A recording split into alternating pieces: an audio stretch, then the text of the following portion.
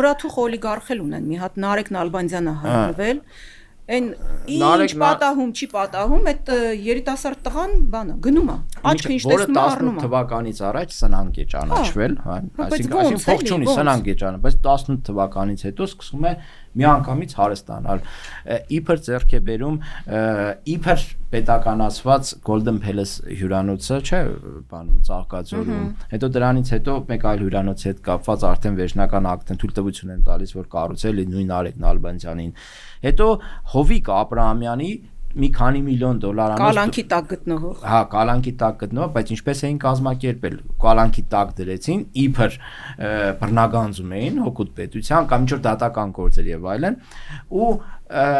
դատարանի որոշմամբ, թե քննչականի որոշմամբ մի քանի օրով կալանքը հանել են, այդ ընթացքում ամբողջ բանից էլի, նաև այդ տան վրայից։ Այդ ընթացքում Հովիկ Աբրահամյանը հասցրել է իր տունը ծախել Նարեկ Նալբանդյանին, հետո էլի կալանքը կամ Նարեկ Նալբանդյանն է հասցրել միանգամից առնի Հովիկ Աբրահամյանի տունը։ Կամ այդպես,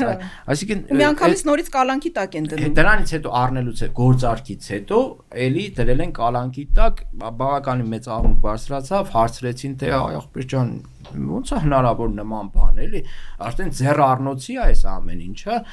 քրեական գործ կհարուցենք, կզբաղվենք, այս կանենք, այն կանենք, ոչ մի նորություն, ոչ մի քրեական գործ, ոչ մի բան այս ամեն ինչի մեջ չկա։